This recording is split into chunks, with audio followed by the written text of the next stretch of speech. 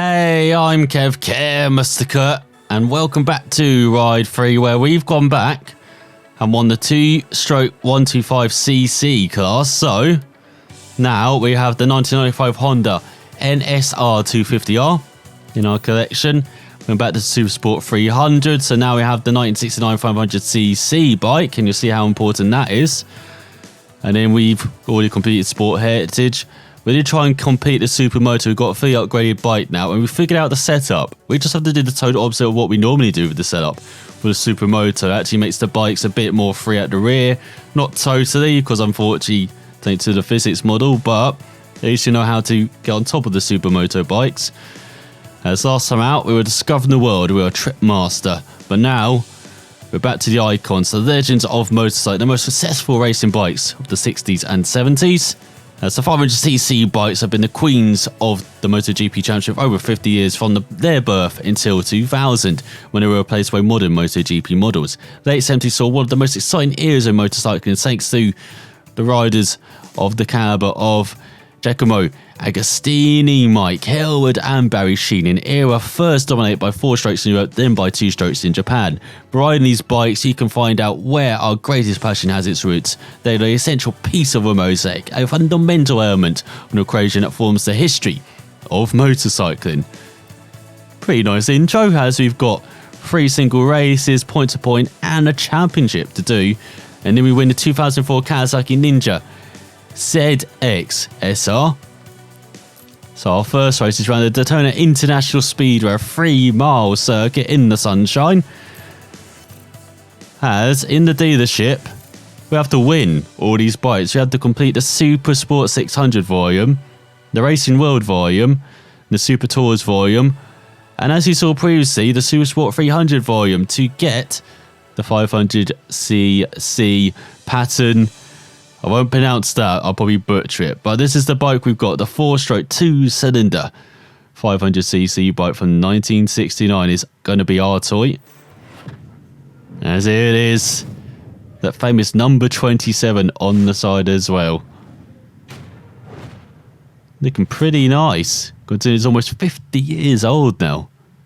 That's incredible. So we didn't need to buy it, but I thought I might as well get 2, just in case. As Giuseppe Pettoni, known as Pep, founder of Pattern, was used to take in small steps. In 1958, he created a motorcycle with a 125cc engine. In 1960, he moved up to 250cc's, and only in the following years, he used a 350cc engine, and finally, a 500cc. That was baptized BIC 500, where BIC stands for twin cylinder. It made its debut at the Cesnatico circuit in 1966 with Fred Stevens. Perfect pronunciation. The 4-stroke twin engine was actually 464cc and guaranteed power of 65 horsepower, 9,600 RPM, which allowed it to reach 230 kilometers per hour. And it talks a bit more about the engine. An extraordinary motorcycle that power began selling to private individuals in 1967 for €2 million, equal to twice a worker's annual salary. That same year, riding a 500 BIC BL2 with 4 second place finishes, 3 thirds and a 4th place. Angelo Bergamonte won the Italian championship ahead of world champion Agostini with the MV Augusta. Nice spelling of Augusta there. And then Stevens came 3rd in Belgium, 4th in Monza, behind Bergamonte, and in the 500cc World Championship. Stevens again won the 500cc race at the Northwest 200 with a 1.5-minute lead. In the following year, with the BL3 chassis, Bergamonte repeated his 3rd place in Monza, while the following year Nelson came 2nd in Le Mans, Sachsenring and Ibra, and Bergamonte came 2nd in Spain, not Ibra, Imatra. Results that demonstrate the extraordinary capabilities of the Pattern BIC 500. Give it a ride, you won't regret it. Hopefully not, as we head to the world centre of racing, the Daytona International Speedway, known for its 4-wheeled action. The Daytona 500, the prestige event for NASCAR. Of course, the 24 Hours of Daytona, one of the prestige events of IMSA. But it's also known for the Daytona, I think it's 200. They call it for the motorcycles. So I'm looking down through our bubble shield barely. As, oh, we look ridiculous on this thing. Look how big our riders are. Definitely was a different era. So we're back on the 125cc bikes rather than these 500cc Bs. As we go through the first corner. Rear end really don't want that rear end drifting. It's almost into the wall on the inside. Okay, don't put it down to first. That was a terrible idea. As you barely got any acceleration, as you thought this was a normal 24-hour course, but now look, going to a tighter section here. In the middle part of that. As you get by for fifth, do we? Why have we got a penalty? Where did that penalty come from? We go for the left-hander. And now and through the right.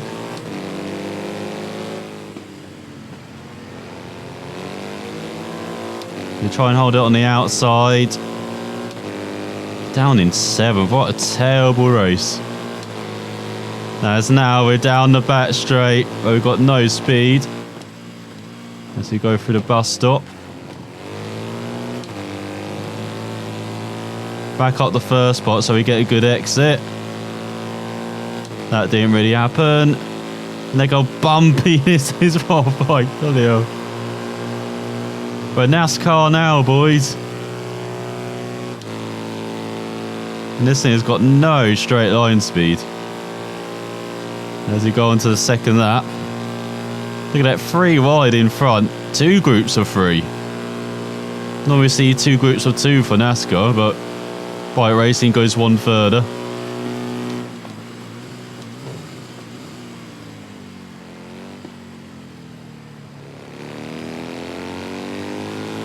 Not exactly how we meant to brake for the first corner.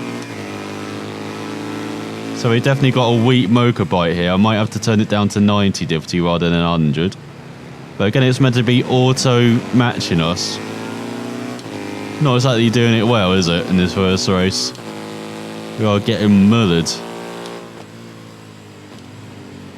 And we're pushing our hardest.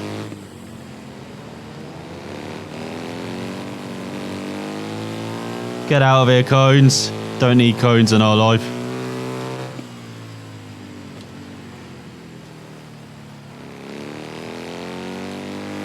As I keep thinking I can push this bike, but you just can't. The bike is definitely in control. It's not like, say, a Marquez could wrangle this thing.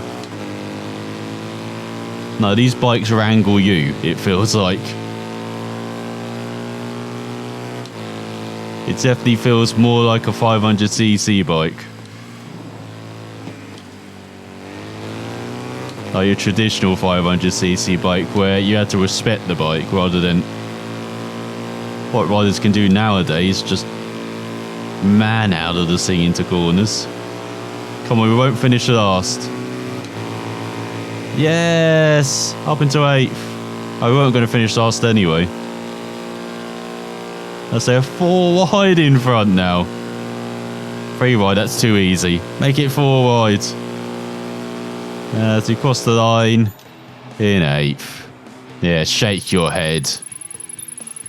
Disappointing. No stars as how far off the pace are we? A couple of seconds. The Honda RC181. So next up is a visit to Finland. And the aforementioned amateur course. So you are looking down through a bubble screen, soaking wet. As we rev it up, get underway.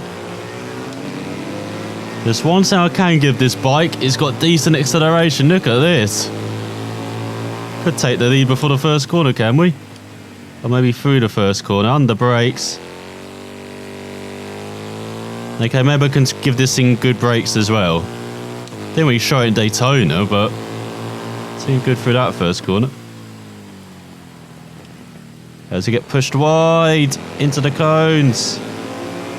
Get out of here second. You're just going to brake in the next corner while you're battling us. As you can go around the outside of first as well. Take the very wide line. We're still just in the lead. I expect us to get murdered before this first chicane. That he's thinking about it. Can't quite make it through though. Can't even reach 140. Hello, what is that rider doing? Absolutely sideways. Oh, you get through. Back into the lead. Now into the second chicane. We're normally better into this one, as shown by that beautiful corner cut. So we've got a quarter of a second time penalty. They felt a bit wide and a bit slow. We're still holding the lead. Let's go over the bridge. I lead by almost a second.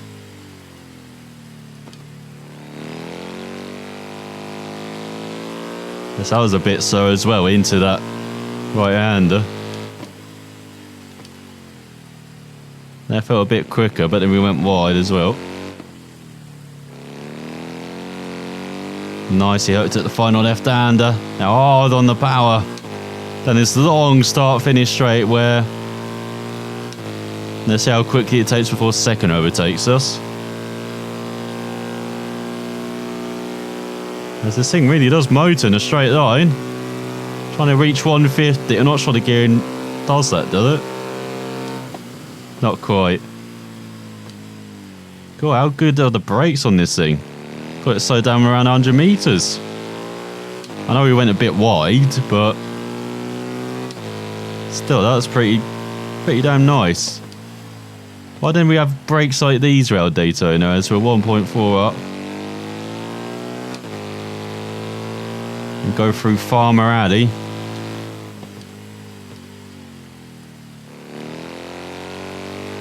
Must have a really good view in those tractors. Just riding like a hell down his motor. And it looks like he was busy as well. No, that's a rival farmer. Have we got rivalry between the farmers? Got some law on this Finland track. Didn't expect that for a milestone.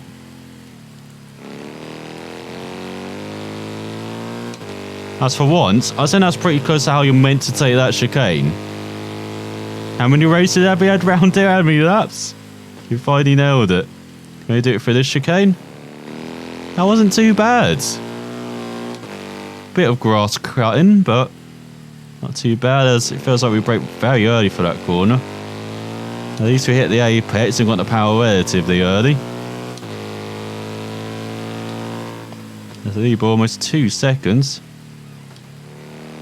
Going downhill. Get on the power. Look at that. We can slide this thing. Didn't think we could do that. It's now the final section. So a bit wide in the final corner. Get on the power. As we go towards the line, I know this track is normally kind to us, but didn't expect a race like this where we've just been in control since the first corner. In fact, racing away from riders who take our first stars aboard the classic 500cc bikes. Almost 50 years old, but still golden. As we get 3 stars added to the total. And what's our fastest that? Couple seconds quicker. So we're a couple seconds slower in Daytona. Now we're a couple seconds faster. As next up, it's the Ulster Grand Prix. In Northern Ireland, 7 miles long, an extremely fast track, the fastest road racing track, I believe. Let's see how this bike does. And here we are, looking through the trees of a road we're probably going to go around 150 down. This is exciting. Our first, the major road races we're riding round. As you're saying that, we've been around Macau, haven't we? We've got a 2-lapper. Well, this is going to be long. I'd be lucky not to crash during this race. Let's see how we do. And once again, I expect us to be muddied down these straights. But look at this bike. Sucking into the lead. Now, is there a corner coming up? There is. It says there's an S-bend. Okay, probably didn't need to brake that much. Or do we? Down the inside. Not quite. Still holding second. Again, didn't need to brake through that corner. Oh, we're braking hard. I can see why. That's a hairpin, but we take the lead. Past the banged motor on the left-hand side. Is that a cameo for my own summer car? That's what happened in there. Do we have another tight bend coming up? I can't really see. Oh, that you do. No, that's not tight. They do hold on to the lead. Look at these roads. Absolutely mental. That I have an average lap, I believe, of over 150 miles per hour around here. That's a tight corner. Probably better for a rider that he crashed. Pike first as we're down to last. Look at everyone. It's an oval race round here. They're all swarmed together.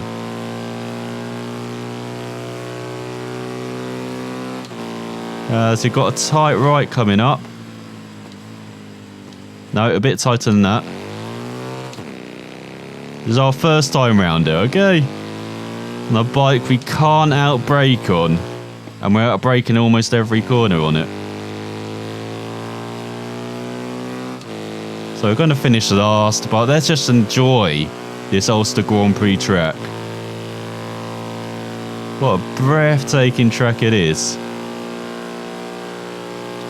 And remember, we still got the Northwest 200 track as well around here on this game.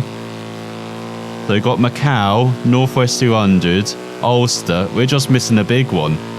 But that's got his own game. Normal line. Nailed it. You want to get away with that? I don't doubt. Unfortunately. As well as we're 11 seconds back. We're just enjoying this circuit though. Oh, high speed it is. So many corners I think I got the brake for, but again, just like Isle of Man, you got corners where you can't really see where you're going. Essentially just the overgrowth of bushes and hedges and trees. Be absolutely fast around. You've got to notice like the back of your hand. And that takes a few visits, just like the Isle of Man or the Northwest 200. Not like Macau. Macau's a bit different. Because it's a bit shorter and a man-made road circuit as well, of course, for the famous Macau Grand Prix for the F3s. But you also got the FIGT Cup as well around Macau. And then you've got the touring cars as well having their traditional race. The TCRs now. So there's actually quite a lot of race in Macau weekend. You don't kind of realise that. Because then you've got 2 wheels, 4 wheels, single seaters, GTs, touring cars. It is quite a festival of speed. That Macau weekend. Just a shame it's on the other side of the world and I'm not up for most of it. So I missed all the action. I woke up actually to that crazy crash this year they had in the F3 race. When I first saw that I thought, no way. Absolutely insane that she not only survived it, but she's well on the road to recovery. Well, I say well on the road to, but compared to someone like, you know, unfortunately Robert Wickens, you know, she definitely is, and just incredibly thankful for the safety that an F3 car going around 170 can survive going just flat into a grandstand, a wooden grandstand, but something that has no give. Like even maybe 10 years ago, that would have been a fatality. That maybe shows the advancements in safety in just 10 years. Like to the monocoque, the advancement they made after, unfortunately, Henry Surtees crash as well. The vehicles with the tethers.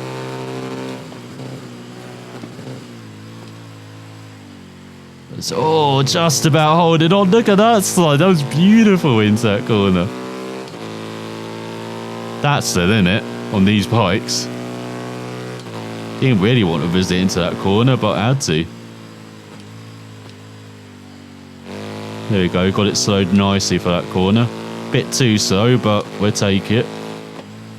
We'll take going around all of these corners. I know we've had one crash this lap. If we can keep it to one, I'll be happy. And I have raced around here before online on the superbikes, which is absolutely insane. I think only like 3 people finished the race. I was one of them, coming in second, but I was like a minute behind the leader. Because I think I had like 10 crashes on 2 laps.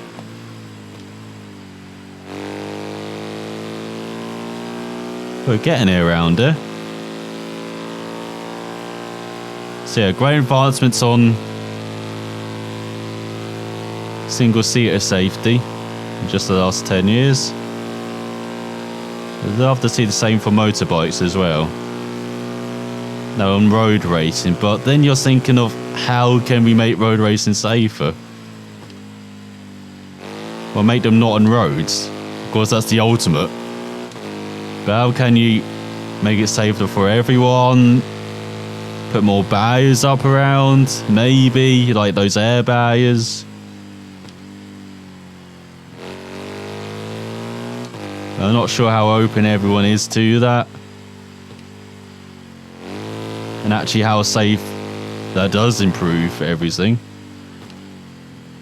I mean, it's an improvement as it got a bit wide and hairpin. Or is it good enough? Like, who knows, really? Of course, we're entering that tipping point of where road safety will be looked at as, or road racing, should I say, is looked at as just too unsafe to continue. I'm not sure if we're at it already. With unfortunately what happens at the Isle of Man every year, there's at least one fatality, it seems, in the past few years. That's almost saved it, God's sake.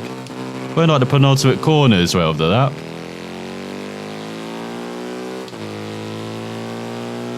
So yeah, unfortunately, it might be near that point, but then the Isle of Man is the big thing for the Isle of Man, of course. So from a commercial standpoint, from an island standpoint, for its economy, it's got to continue, surely. For the next few years, they can't just abandon it like at a drop of a hat just because it's too unsafe. It's a real conundrum, as we're nowhere near getting those 6 stars. Oh my god. That didn't happen, that race, as now we've got a point-to-point race around the north side for another. We're just going around the track, aren't we? We started at the beginning, we did the middle part last time, now we're doing almost the end part.